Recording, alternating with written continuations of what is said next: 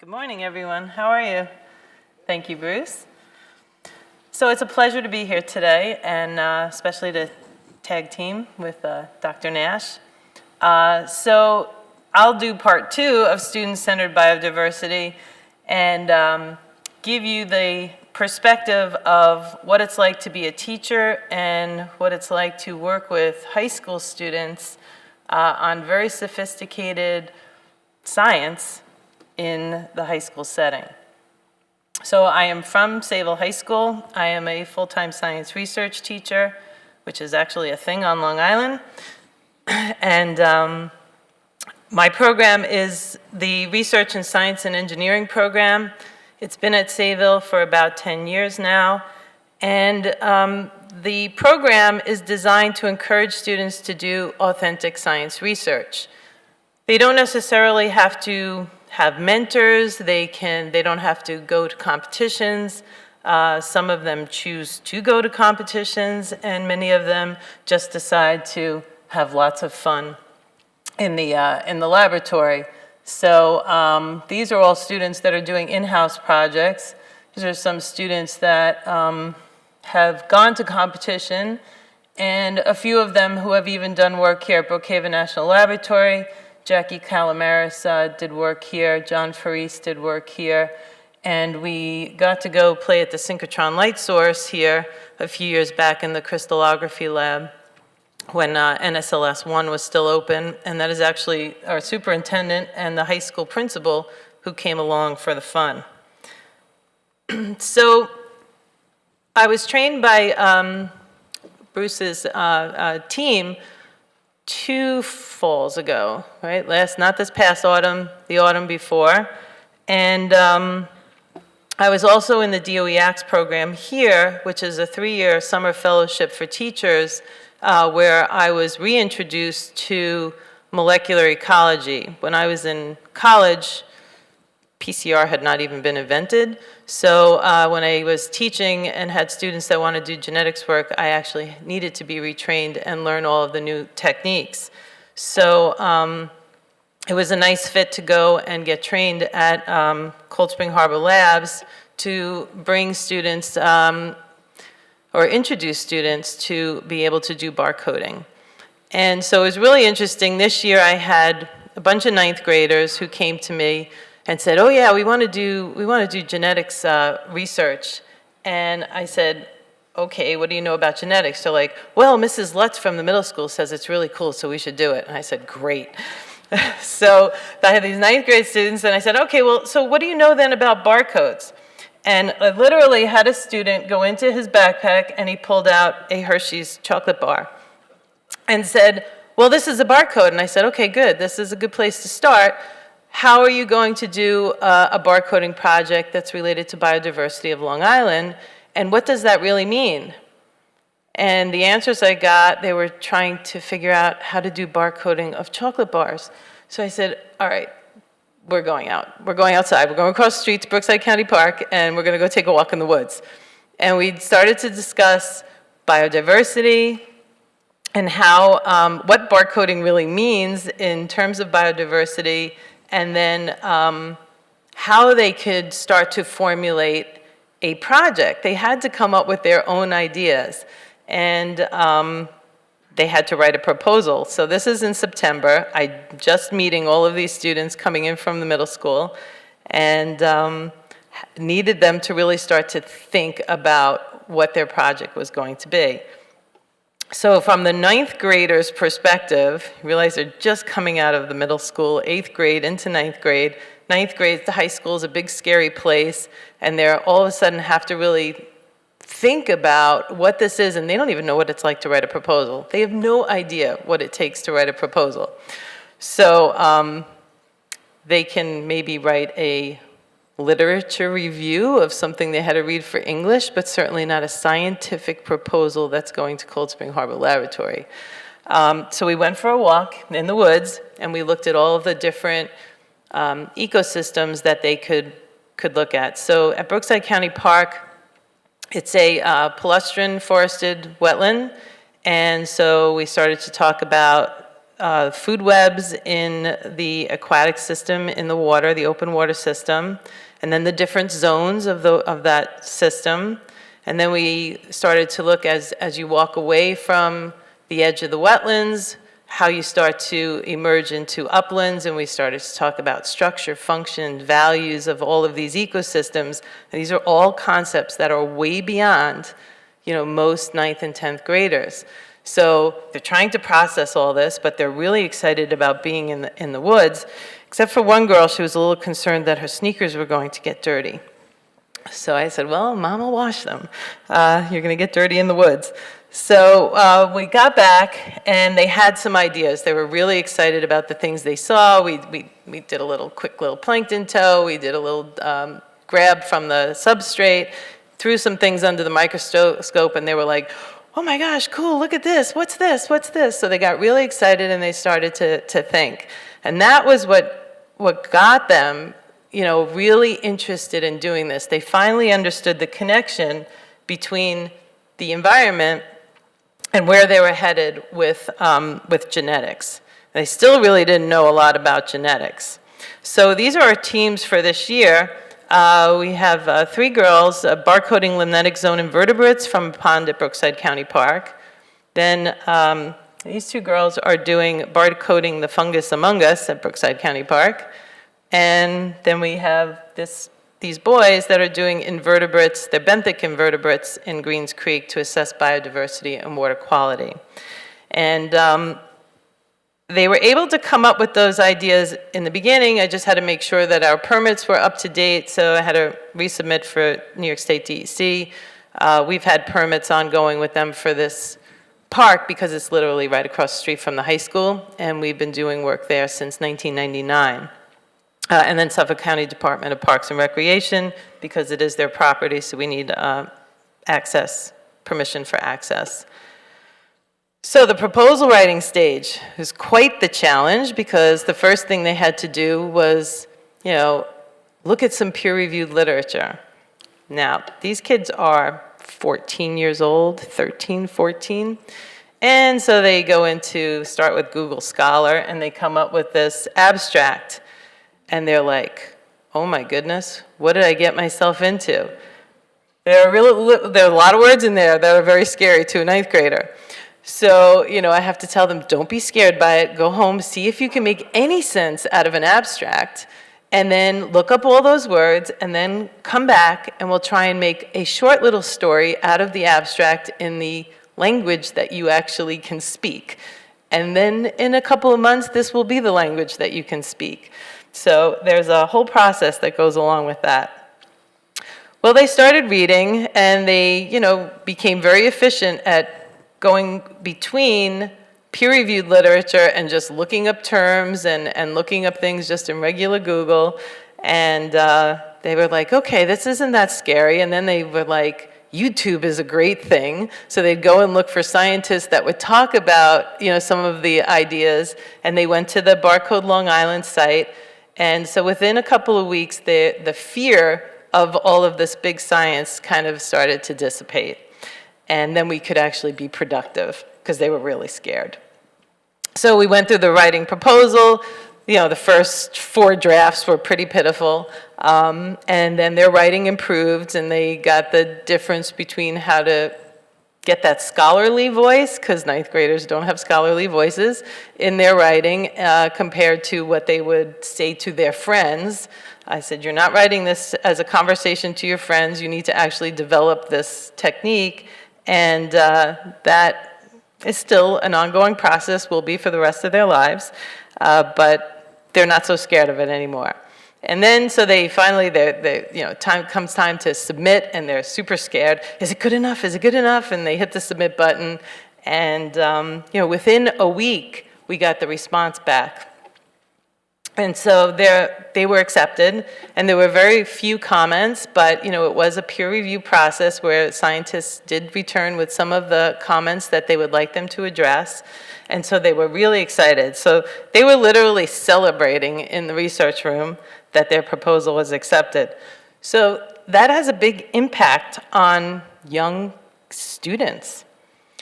So we went out and did their field collections actually prior to the proposal because we needed to make sure that we had them before cold weather set in. We didn't know that it was still going to be 74 degrees the day before Christmas.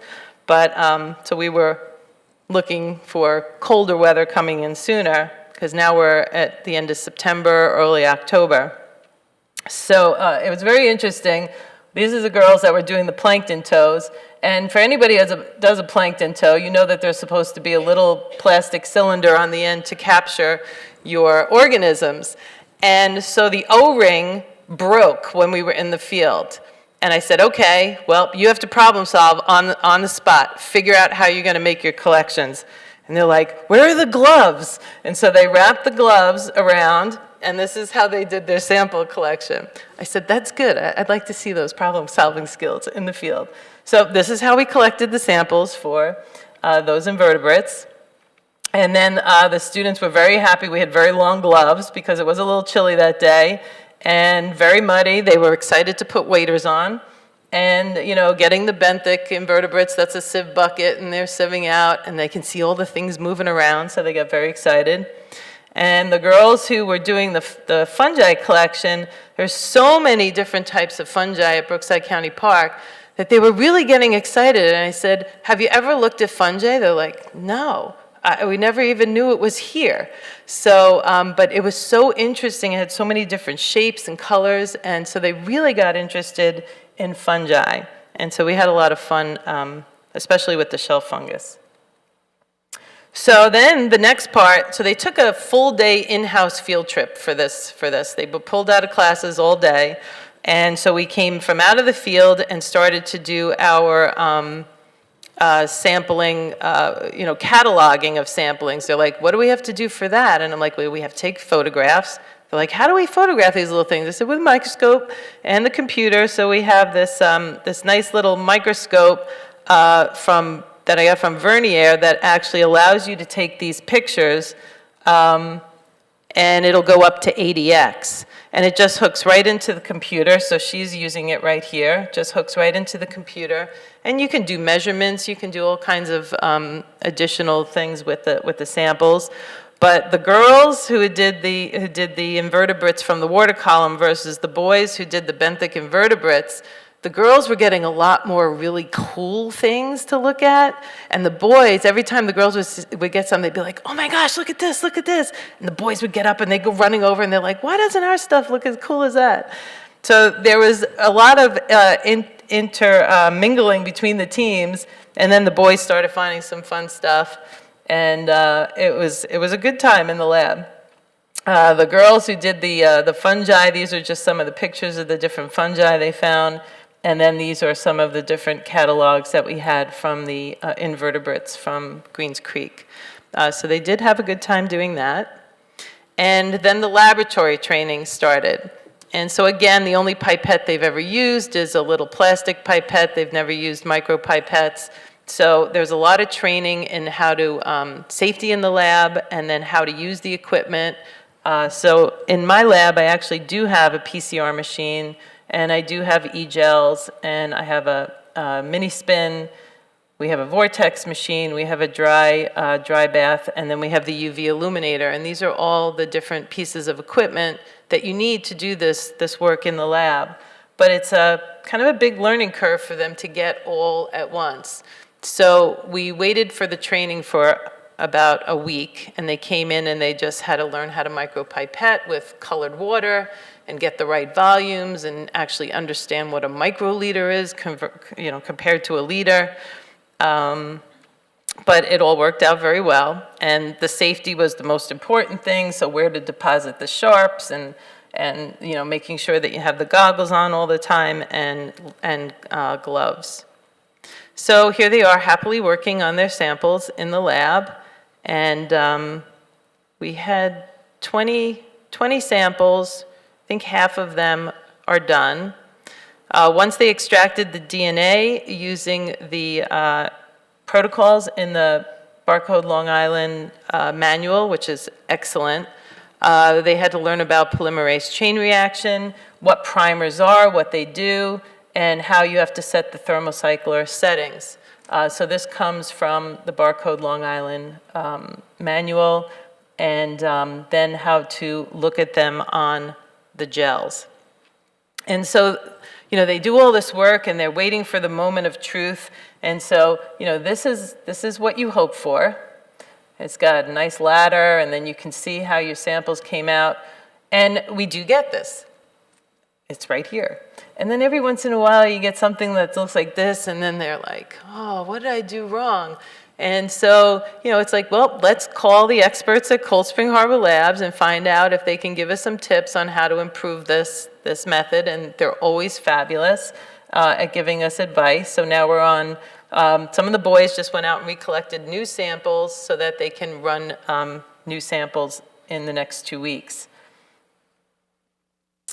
And then they use the DNA subway, the blue line, which is, when you're doing bioinformatics with high school students, this is a dream come true. I've worked with Mega 6. I have the students working with that. And just to get your sequence results to actually run in Mega 6, the work you have to do ahead of time can take days and days and days to get your data set up so that it's clean enough to run. This is just absolutely beautiful to work with. They're able to produce their phylogenetic trees. They finally get the connection as to why they had to get really good pictures, because some of the pictures they take during the cataloging, I'm like, well, that's too blurry. We can't tell what that is. And we really need to be able to reference it well once we get those barcoding sequences back. So it's all starting to come together for them. But this is actually such a wonderful tool. And then in the end, sharing the results. When we teach them the scientific method, we're always like, well, in the end, you've got to share what you learn with the scientific community, even if the scientific community are your peers. And so this was a student who was part of a team last year, when the first year that Barcode Long Island was running, and she was at Cold Spring Harbor Labs here presenting her research. And what she walked away with was just, she was so excited about science.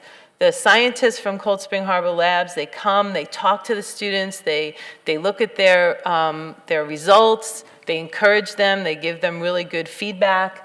And it was just such a wonderful event. Her parents were able to come. So who enjoyed it more, I'm not sure, the students or the parents.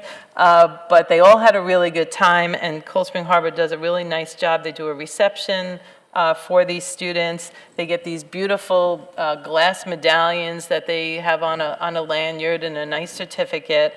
And it just really gets students, or keeps them really excited about science, which for high school students, that's our goal. So the benefits is exposure to science as a process. They go to classes, everything it's tunnel vision. I'm in a living environment class. I'm in a chemistry class. I'm in an earth science class. And they don't see the interrelatedness between all of those classes. And having an experience like this allows them to really see the interrelatedness of all of the sciences and the math and the technology, which is sometimes hard to do in an actual classroom setting at that level. So science as a process and what it means to be part of that scientific process is really important for students. Understanding the proposal writing phase with peer review and feedback is really, really profound for them. It's a new experience and something that will last with them as they go into college. It will help them be more successful in their post-secondary school years. And then learning the field and laboratory methods, usually students have this vision, oh, I'm going to be a lab scientist, or I'm going to be a field ecologist, but they don't understand that in order to be a really good scientist, you've got to actually be able to do it all. And so that opens their eyes for new career paths and things that they can do. And also that interdisciplinary nature of the science and the technology. Interfacing with scientists from Cold Spring Harbor Labs, for science kids, right? So science is like their contact sport. This is like being able to interface with their favorite sports player, okay? So it's a really exciting moment. And then getting that feedback and the recognition for their hard work provides invaluable confidence, motivation, and it gets them to work harder and just keeps them really excited about science. and it gets their families and their parents excited about science. So thank you very much. It's a pleasure being able to do this tag team with Dr. Nash. I think Cold Spring Harbor Laboratory, that's a huge undertaking, getting all those teachers with professional development and all these student projects. My students for working so hard and their families for supporting them. Sayville administrators have been great, and thank you for listening to me. Thank you.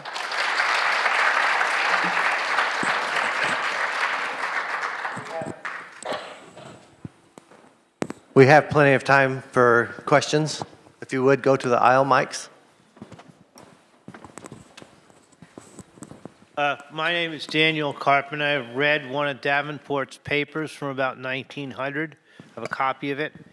And one of the two organisms you won't find in Cold Spring Harbor now are scallops and eelgrass because of the vast changes in the ecology of Long Island Sound. It'd be great if we could get them back, but I'm not sure how. Do you want to say something towards that? Yeah, I know that there are efforts out here to get eelgrass back and save it from being flooded. I'm sure there are people in this room who know way more about it than us. I'm not sure how restorable Cold Spring Harbor is, but it would be great if we could figure out a way to do that, yeah.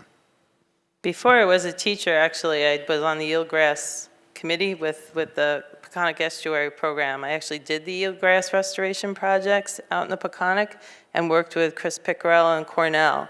And so part of the problem with reestablishing eelgrass beds is you have to have the light transmission has to be correct with the depth, and you also have to have the correct soil microbes or the substrate microbes, which may not be there anymore, and you need the right type of flushing to come through the harbor.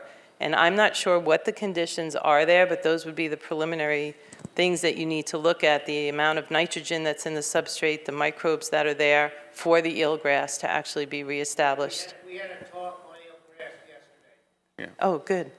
Yeah, which I'm sorry I couldn't see. Yeah, So me too. it's like you just plugged what I just proposed to NIH. We just asked for some money to try to include microbiomes in this project so we can look at things like the microbes in the environment associated with the organisms that are important, obviously, for their survival, but also are largely unknown. And in association with that, if you're looking at this and you're going, wait, the blue line of DNA Subway takes all the data science away from the kids, what we propose to do is to develop the tools to do the microbiome analysis with the students in interdisciplinary teams. So we're going to have, hopefully, if we can get it, biology teachers working with math and computer science teachers with students from different disciplines, get them into teams, and then use the tools that have been developed by the scientific community to answer questions like, what does eelgrass need, which has been studied, but what's inside of this insect that I found in the Pine Barrens, that kind of thing. Hi, thank you both so much for coming. I'm very excited that our day in the life of the Carmens River, Greens Creek, Peconic Estuary, Connecticut, and Nissaquag River were able to partner with the DNA Barcode, or Barcode Long Island. Would either one of you be able to speak on some of those projects that they submitted or any positive outcomes from the Day in the Life programs? Sure. I have to admit that I'm not aware of what people have done in those programs. I know that there are at least 15 projects that were done in association with yours, and I'd love to highlight them, but I haven't analyzed all the data, and a lot of it is current, right? They're working on it now. But Right, they did collect a lot of samples, and I don't know the data, I have to admit, so I apologize. No, that's okay. Yeah. I think the OSSP student celebration in June, they'll probably be able to highlight that. Yeah. Awesome, Yeah. thanks. Right, and Melissa, also, the three teams that you saw are part of the Open Space Stewardship Program, your Day in the Life of the Carmen's River, but they're still analyzing, so we don't have data yet. We don't have any results yet, but we will for June. I was wondering how students are chosen. Do they choose themselves? Is this an elective to do science research, especially at the 9th grade level? At Sayville High School, it is an elective. When they come in from the 8th grade, they may have been accelerated students or they may not have. The science teachers at the middle school level will introduce to their classes that there is this opportunity. There's a small little application that they have to put in. And then depending on the number of applicants and budget, we always have to wait till budget vote, then I can sit down with the principal and say, how many can we accept? In the past, we've never had to turn anybody away. If I need additional support, I'm hoping that I will get that in the future because I'm right at the point now where I don't think I can take another student. Yeah, it's really, at Sayville, it's an elective. In other districts, I really can't speak to that, but I know there are other teachers here that might be research teachers. I know at least one. So maybe if those teachers could raise their hand and you could take a look around, there's one back there, there's one over here. And maybe you could have a conversation with them and ask them how it works in their district. Thank you. I can say that almost all of the teams are part of research programs. So they've chosen to take a research course, and then they've self-selected to be on a team in most cases too. I don't know of any occasions where a teacher said, "Thou shalt do barcoding," or something like that. It might have happened, but I don't know about it. So it's meant to be self-selected. The teachers work with the students to build the teams and then work on the proposals. It's meant to engage them in science, not force them to do science. Thank you. Hi, I'm Kim Manzo. I'm with Cornell Cooperative Extension. I work with Chris Pickrell. So I just wanted to say, not a question, just if you want to come find me outside, we have a poster and we can discuss eelgrass and bay scallop restoration. Great. Thank you. I just want to say that the excitement that you created by taking them outdoors was followed with challenges, and that builds the excitement. I'm very happy to hear that. I've been a member of the New York State Outdoor Education Association since 1969. I've worked with Nassau BOCES and taken kids on environmental trips to ComSet. Many of them had never been outdoors, and when we got out in the field, the excitement built, and I thank you for keeping it going. You're welcome, and hopefully we can keep working with everybody in the community on this stuff. Yeah, thank you. Yeah, thanks everyone for coming and listening to us. Yeah. Thank you. Enjoy the rest of the program.